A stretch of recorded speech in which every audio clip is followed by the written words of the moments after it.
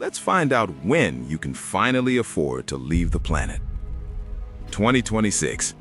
By 2026, the initial excitement of the billionaire space race has settled into a regular weekly shipping schedule.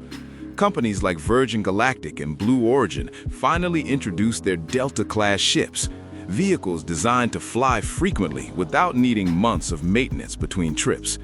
But let's be honest about what you are buying at this stage. This is what industry insiders call the Cannonball Run. Back in 1961, America's first astronaut, Alan Shepard, didn't orbit the Earth. He was shot up in a capsule and fell right back down. That is the reality of 2026. You launch, you scream through 3 minutes of crushing G-force, you float for 3 or 4 minutes at the top, and then gravity takes hold. Why only 4 minutes? It comes down to heat. To stay up longer, you have to fly sideways fast enough to orbit the planet, about 17,000 miles per hour. But if you go that fast, you burn up like a meteor on the way back down, without massive heat shields. To keep the ticket price at $450,000, these ships stay slow and simple, which means you have to come down immediately. 2030. By the start of the new decade, the market is going to split radically in two, catering to very different types of customers.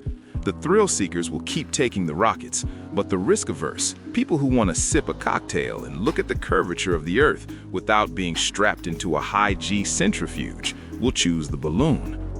Companies like Space Perspective begin dominating the entry-level market with massive hydrogen balloons, hauling pressurized capsules. This is the opposite of a rocket launch. It's a gentle 2-hour elevator ride to the edge of space, about 20 miles up. Because it doesn't burn expensive rocket fuel, the price drops to around $100,000. It's still the price of a luxury car, but it's no longer the price of a house. 2040. Around 2040, we see the first certified passenger flights of point-to-point rocket travel, which inadvertently becomes the best tourism hack of the era. The airlines want this technology for speed. Imagine getting from New York to Tokyo in under 40 minutes. But for you, the passenger, this is a space-light experience. Because you are traveling halfway around the world, the rocket has to fly much higher and faster than the simple cannonball hops of the 2020s. You get 30 to 40 minutes of weightlessness during the coast phase over the ocean. You unbuckle, float around the cabin, and watch the Pacific Ocean pass you by in seconds below you. At around $30,000 a seat, it's the cheapest way to experience sustained zero-G without having to book a hotel in orbit. 2050. The mid-century mark is when the first commercial space stations finally open to the public, but they're nothing like the sci-fi movies promised. These aren't luxury hotels, they're inflatable orbital hostels. At $2 million for a week-long stay, you might expect 5-star service, but you're essentially paying for an extreme camping trip in a pressurized tube. You don't have a bed. You have a sleeping bag velcroed to the wall so you don't drift into a ventilation fan while you sleep. There are no showers because water is far too heavy and expensive to launch from Earth, so you rely on wet wipes for a week. Furthermore, this experience is blocked off to most of the population by rigorous medical exams. If you have high blood pressure or heart issues, you cannot go. The launch G-forces alone are too risky for the average senior citizen. It's an incredible experience, but it's rugged, smelly, and physically demanding. 2055. Just as the orbital hotel industry seems poised for exponential growth, it faces its Titanic Moment, a tragedy that nearly ends the dream of space tourism forever. In 2055, one of the bustling inflatable hostels goes silent. The investigation reveals it wasn't an engineering failure of the station itself, but a collision. A piece of debris, identified later as a bracket from a defunct 2020s-era communications satellite, struck the station while moving at 17,000 miles per hour. The impact energy was tremendous, causing catastrophic structural failure and immediate depressurization. All 23 souls aboard, 19 tourists and 4 crew members, died instantly. The reaction is immediate and brutal. global regulatory bodies ground all commercial orbital tourism flights indefinitely. Investors pull out of space ventures overnight. For the next 5 years, the industry effectively hibernates in a deep freeze. The public realizes that space is not a playground. It is a hostile vacuum waiting for a single mistake. This tragedy forces a complete shift in philosophy. Future stations cannot just be good enough, they must be over-engineered fortresses. 2060. The recovery from the 2055 disaster requires a totally new approach to how we build things in orbit. We stop launching entire cramped space stations stuffed inside the nose cones of rockets. Instead, we begin launching raw materials and autonomous 3D printers. By 2060, swarms of robots are building massive structural frames directly in the vacuum of space. This is the moment space architecture becomes a real job. Freed from the constraints of a rocket's diameter, hotels get bigger.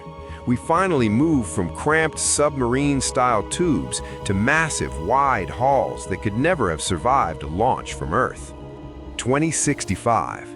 10 years after the disaster, the industry achieves the holy grail of space habitation. The first von Braun-style rotating station comes online. This changes everything because it solves the biggest physical barrier to mass tourism: vomit. In zero gravity, about 50% of first-time tourists spend their first 3 days violently ill with space adaptation syndrome. You cannot sell a family holiday if the kids are throwing up the whole time. By spinning the station slowly, they create centrifugal force, artificial gravity.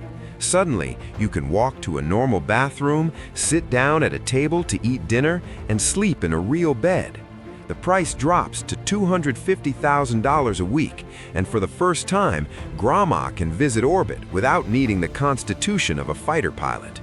2075. By 2075, an economic tipping point is reached thanks to the maturation of the industrial supply chain. For decades, the most expensive part of a space hotel was bringing up basic supplies like water and oxygen from Earth's deep gravity well. Now, automated tugs are routinely dragging massive chunks of ice from the moon or near-Earth asteroids into orbit. Hotels fill their tanks with space water for pennies on the dollar compared to Earth water. This crashes the operating costs, finally allowing hotels to offer luxuries like long showers and fresh food grown on site. 2080.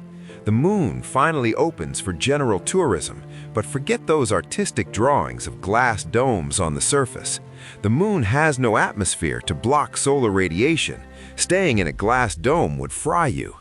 The real lunar hotels are subterranean bunkers, buried under 5 meters of lunar soil by autonomous bulldozers. You live in a cozy, pressurized tunnel underground. To see the stunning landscape, you look through virtual windows, massive 8K screens connected to hardened cameras on the surface, or look up through radiation-shielded periscopes reflecting the view down to you. 2085. 60 years after the Cannonball Runs, space becomes a standard sector of the travel economy, much like the cruise industry today. A week in orbit now costs around $30,000. It's expensive, like a once-in-a-lifetime luxury cruise for a family of 4, but it's attainable for the upper middle class. And what does a family actually do there? They play low-gravity sports, dunk in basketballs from across the court in padded arenas. They strap into tethered harnesses for supervised spacewalks. But mostly, they sit in the observation lounge, experiencing the overview effect, watching the continents drift by every 90 minutes, realizing truly that we're all just riding on a fragile blue marble together. It seems far away now, but the technology is moving fast. We just have to survive the camping in a dangerous tube first. Don't forget to like and subscribe so we can bring you more videos like this one.